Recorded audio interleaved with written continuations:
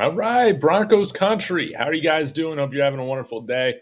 Coming back with another film room. Zach Allen was absolutely dominant against the Pittsburgh Steelers. 9 pressures, 2 quarterback hits, and a sack. I wanted to take some time to highlight this performance.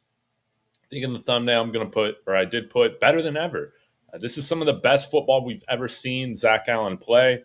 And I think right now, I think it was the right decision to go with him over Draymond Jones a couple years ago. So we're going to take a look at some of his plays. As always, y'all, let me know your thoughts in the comments. And please subscribe to David Talks Broncos. We're on our way now to 2,000.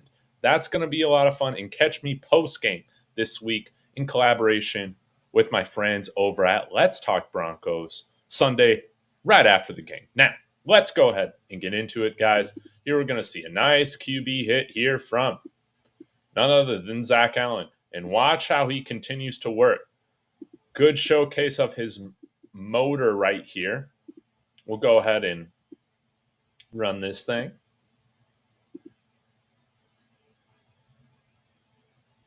Love to see him shed that block.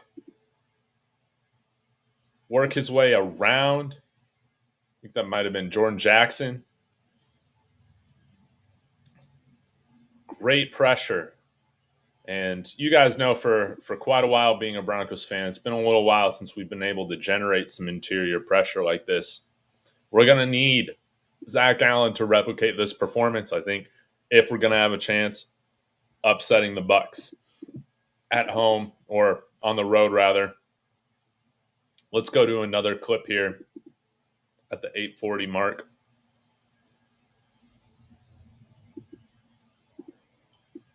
This time you'll see Zach Allen lining up as the left end opposite of left tackle right here.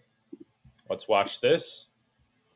And y'all let me know your thoughts in the comments on anything. I'll have some time to answer some questions afterwards. I love how, again, he continues to work. Held a little bit there. Almost gets the sack. But I love, again, his ability to continue moving his feet, even if his arms are locked up. And that's what helps him create separation, is that his feet are moving faster there than the 74 that's right there. Let's get an end zone view of this.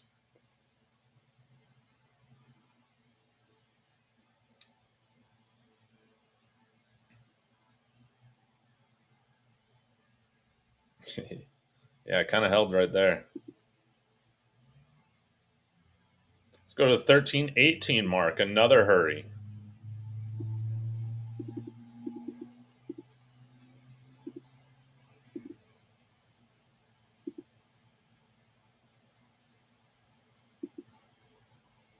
All right, you'll see Zach Allen right over here, across from the right tackle. And does a great job just providing like a little jab to create some distance. He's able to get a hurry or a pressure on Justin Fields, and he makes a wonderful play here to Pat Freiermuth, which sucks. Sucks for us. But nonetheless, I love to see Zach Allen disrupting the pocket the way that he did. Justin Fields just made a better play.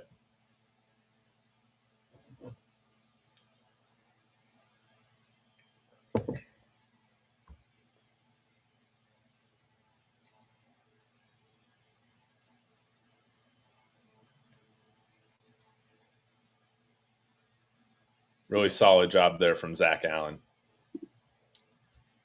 Now, on this next play, actually, we get a pressure on his end that leads to a sack. Trying to remember who it was. Was it Jonah Ellis? No, I guess, yeah, maybe it was Jonah Ellis. Watch Zach Allen right over here, across from the left guard. Again, provides a nice jab. Yeah, and Jonah Ellis gets a sack. Can't remember. That might be his. Is that his first NFL career sack? With a nice assist here from Zach Allen. Again, initiating contact, moving those hands really quickly, and sets up his teammate for a sack. This was awesome. And 74 can't even get his hands on him.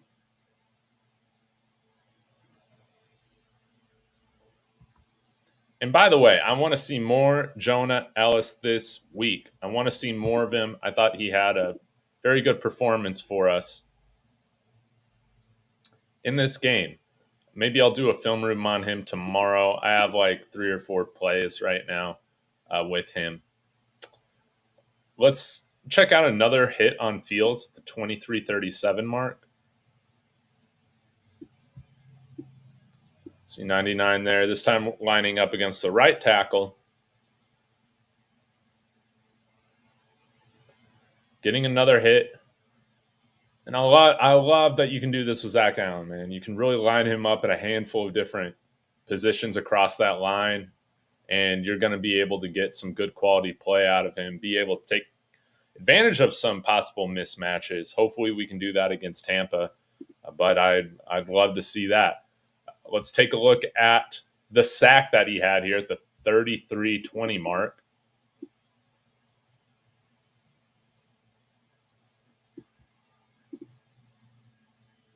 Again, going up against that right guard.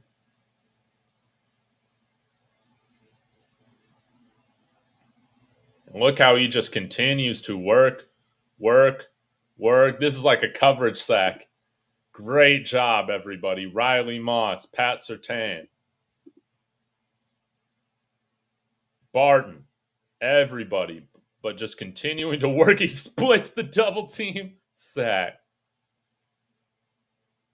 Great work. Great persistence here from Zach Allen. And great job in coverage. This doesn't happen without perfect coverage. I just love how he keeps his hands moving. Doesn't allow you to just kind of make contact and hold on to him, even though he's a big guy. Let's take a look at his tackle for loss. One of them that was really nice. The 39-15 mark.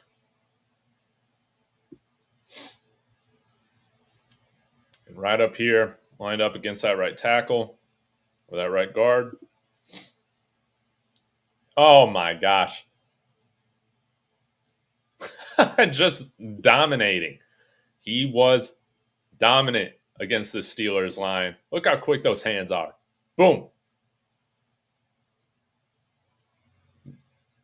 Bringing Cordell Patterson down in the backfield. Great first step. Just shows his explosiveness he has there. I mean, he essentially shoves that guy out of the way. 78.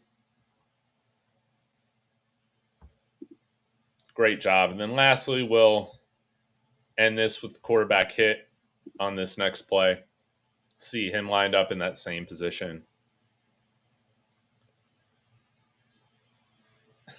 Just continues to keep those hands moving. He was a menace against Justin Fields in this game. It's a shame that this performance, in a sense, was wasted. How we couldn't get a win out of it, but nonetheless, nice takeaway from this game is that I think Zach Allen is off to a very good start. Maybe even one of the best years of his career right now.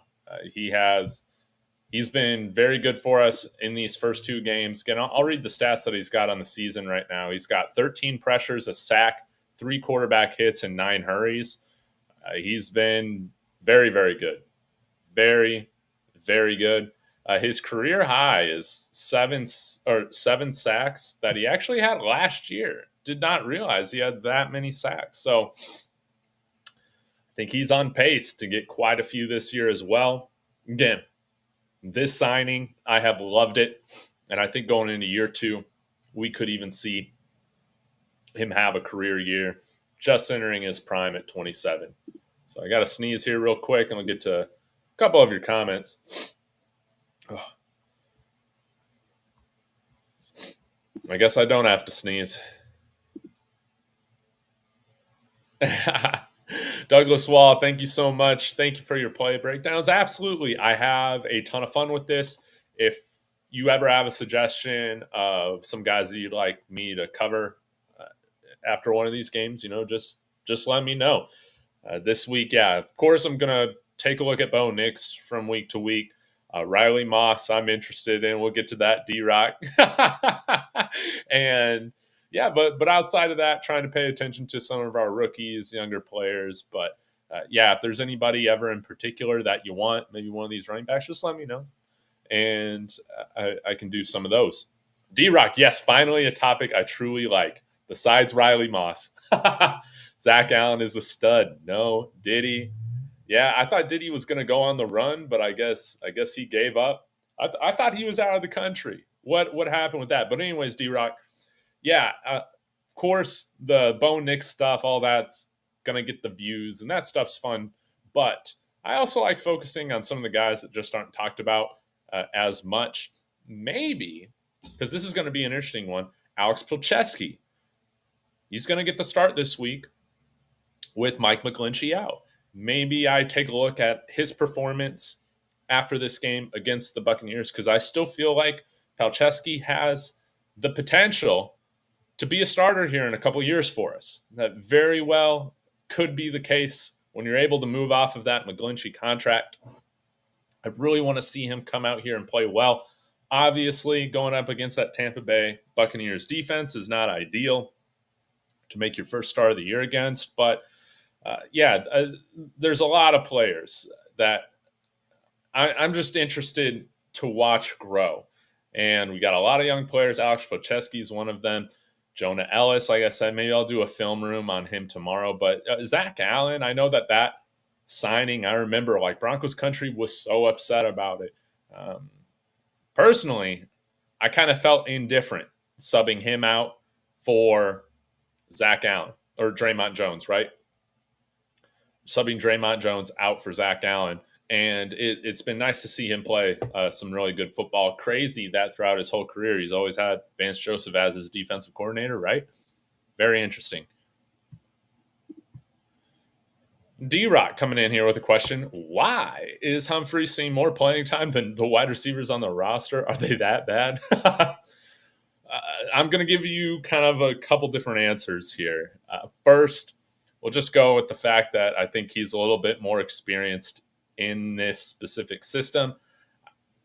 I think the idea is that if you can have him out there in some different personnel packages because he can split out wide, but if you still want to give that 3 or 4 wide receiver look and then have him move in line to help block, kind of more so as a hybrid tight end, you can do that with him. Used a ton like that yet. And so then you got to wonder, why is he out there if you're not doing those things, or if you're not running the ball effectively? What good of use is he out there? I think that's totally fair. It's got me wondering kind of why. I do think the fact that he's very experienced in this offense has to do with that. And this is kind of Sean Payton's thing. He does have his guys that he trusts, I think, a little bit more than the fans would, right? Than I would. I like little Jordan Humphrey. It would be nice to see a little bit less of him this week, right? Hopefully we can get Vele back. I would prefer to see more Marvin Mims. I would prefer to see more Troy Franklin, right? Let's take advantage of the speed more often. I'm with you on that. But, sometimes with Sean Payton, man, he can be a little stubborn. Sometimes I feel like less so with the play calling. I feel so it's more so with like the guys he puts out there on the field sometimes. Doesn't always feel like it's our best athletes. Douglas Wall, looking forward to the injury report, or looking at the injury report. Looks like JFM may be back for Saturday, or for Sunday, if I can read. Yes. Yes, John Franklin Myers having him back. Hopefully that wasn't a serious concussion, maybe just a little dinger or something like that. Having him back would be great. That means we'd have a purely healthy defensive front. Baron Browning, I'm trying to remember if he ended up practicing. Let me look at the Denver Broncos injury report and pull it up here.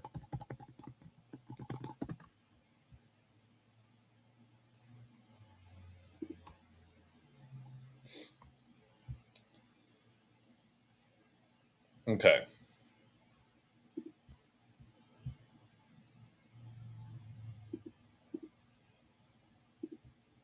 Let's see what we got here.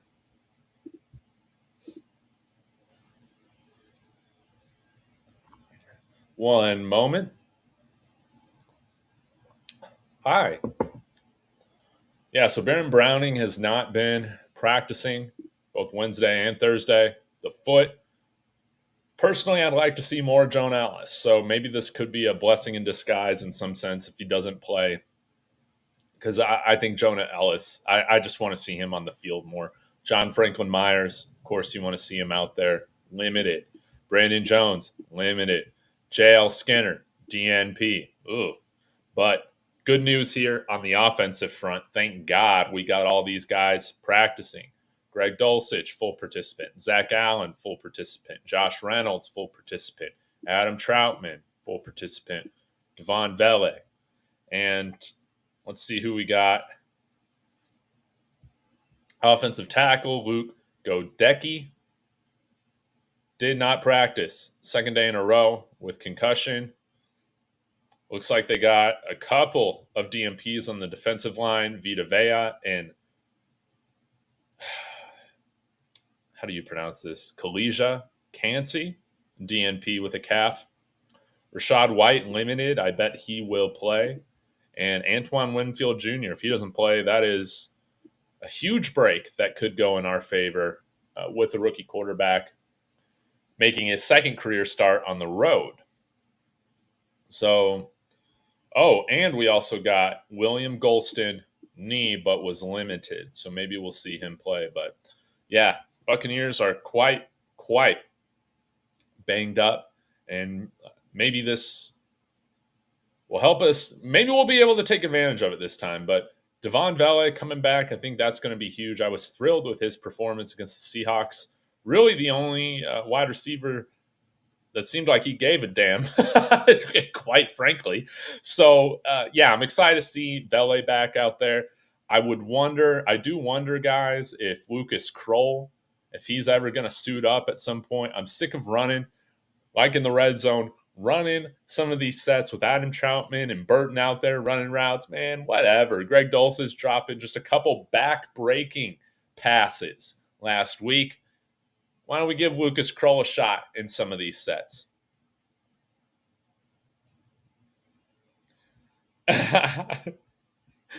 D-Reich saying we need the law firm of JFM issuing the subpoenas. Wonderfully said. Wonderfully said. You're absolutely right. We need a big performance from our defensive line this week, and let's make Baker Mayfield feel as short as he is, right? We can't give him time in the pocket. No doubt about it. We got to create havoc for him in the interior, collapsing that pocket. If Rashad White doesn't play, that's a huge break in our favor. I think he's a really good running back. And we have our work cut out for us this week with those wide receivers. Mike Evans, Chris Godwin, their rookie McMillan from Washington. That's a nice three, kind of similar to the three Seattle had. They got three big names, right? Three really good, talented wide receivers. Maybe one day Denver will have our own three-headed monster at wide receiver, but it's not coming this year.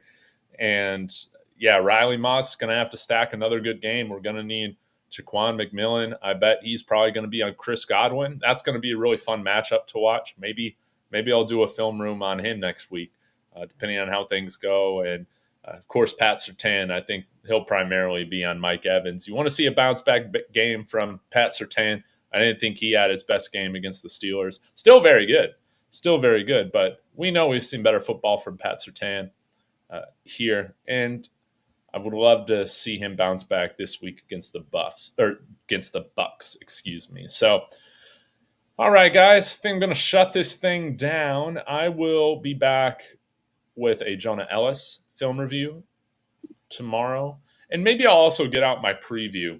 I usually do it on Saturdays, but maybe I'll get it out on Friday or like early Saturday morning as well. Just kind of like keys to the game, things we need to do in order to get in there and get a victory out in Tampa. Something that we don't do often is go and win on the road on the East Coast. But let's get the monkey off our back. Let's get this first win going, and then who knows what will happen when you got some mojo, some confidence, rocking with the team, rocking with our rookie quarterback. So, guys, thank you so much. Again, if you got time, please go like and follow David Talks Broncos on Facebook. I think I'm at like 50 followers or something like that. I'm trying to get to 100 so I can start live streaming on there as well. I need 100 followers. So, yeah, please go subscribe. I'll get to D-Rock's last comment here. You had a breakdown of Mims being wide open. Nice breakdown, by the way. Hey, appreciate it. But the O-line is a passing offensive line, not a rushing offensive line. Uh, I think that's fair. I think that's fair. It was nice to hear the guys from Let's Talk Broncos talk about how the Broncos offensive line has still been in the upper half in both pass and run block win rate. I usually don't like doing we'll just have to see like a bunch of film reviews where I'm just pointing out how bad a player is. But Javonte Williams, man, even if you're just watching the broadcast, you could see this man's got the vision of Ray Charles, man, just running completely blind, missing cutback lanes, missing, he can't see the holes develop ahead of time. I think his lack of vision is not helping this offensive line look any better. I'd like to see more Tyler Beatty as well as Julian McLaughlin. Like maybe we try those two guys. I think Javonte's fine as like a third down back, but looking back at that game, he's just running into chaos. He's missing holes, missing cutbacks. I don't think he's got the vision that a good running back has, man. And I think that that's been the most disappointing. So hopefully we can get this run game going, get Mims involved a little bit. Like, let's value some speed. Let's get some things going for those guys early on in the game. And let's use Bo Nix's legs. Get him just feeling confident with some easy gainers. Let's utilize his legs. He's a fast player. I've been dying to have a quarterback that can extend plays, that can run a little bit, right? He's got the size and speed to offer that in the play calling. So thank you guys so much for tuning in. I'll be back with some more content tomorrow, Saturday. And then on Sunday, again, going to be joining Let's Talk Broncos in collaboration. So you'll see that on my YouTube for a post-game after the game with Zach Seegers. That's going to be a ton of fun. So thank you guys so much. Smash that like on the way out. Go Broncos.